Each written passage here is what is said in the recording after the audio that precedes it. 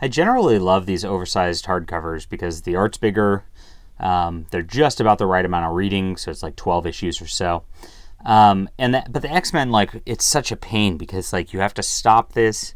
I had to pick X of Swords up to like read that event, then come back to this, and that's what I've been finding in some of these later ones.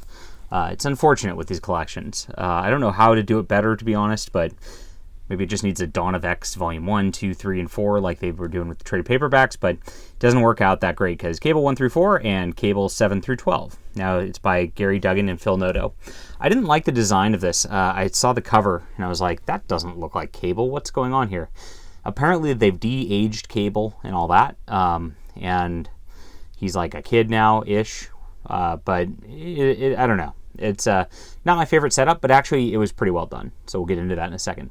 My name's John Delarose, a #1 best-selling author and award-winning comic creator, and I have my own books on Amazon if you like my thoughts on books. Definitely come check them out. Links are in the description below. Of course, picking up my books helps me buy books so I can keep the channel going and all that. So I appreciate you guys who do support things. All right. So this book here is part of the current universe. They all have this kind of interior with the logo done kind of like this and with the dust jacket. Now, like I said, the interior art, this is not my thing. It looks like somebody like put the flats on the coloring file and then like forgot to put the line art back in. Like that's kind of what the vibe is in a lot of these spots.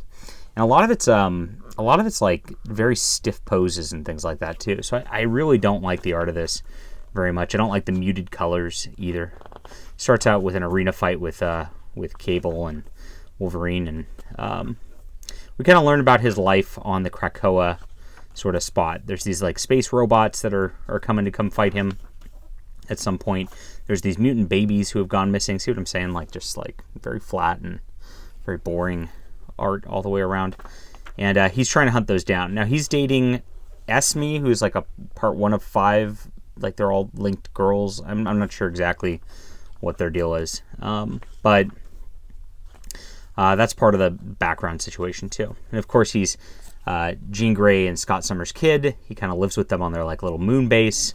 And again, here's some of the like boring flat colors, just absolutely terrible. Now I'm crapping on it a little bit, but like the storytelling is actually pretty good. It flows very well as he's kind of trying to uncover this mystery of these mutant kids.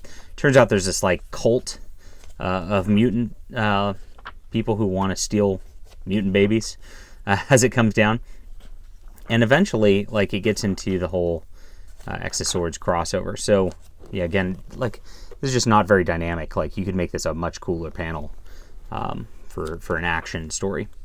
Now, when he gets into later on, he's hunting down this mutant cult and trying to find the babies. Of course, Cable and Domino were together, and it's kind of weird because like now he's a kid. So they have a little interesting dynamics like that with the relationship with the young Cable. And he's having relationship rocky troubles with the girl. And they uncover that it's really Strife who is behind all this bad mutant stuff. So he's like he finds it weird because it's his future self. He kind of shuts down and illogically doesn't want other people's help in this, but he wants old Cable's help. So he brings back old Cable for this for a little bit, and they kind of hunt down Strife together with a team. And then eventually he kind of like gets off after killing one Strife. Kind of goes off on his own a little bit, away from the Krakoa whole situation.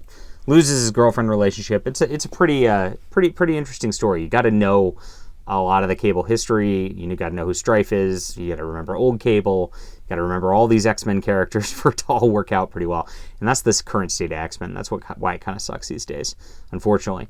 But I know enough of it to where it kind of worked out, and so I was like, okay, this is a pretty good story. I enjoy the Strife thing. So the writing's pretty good. Don't like the art whatsoever, and that makes it a medium book to me. So 7 out of 10 all the way around, and that'll be it for my review. All right, leave a comment down below with what you think. Hit that like and subscribe button, and we'll be back soon.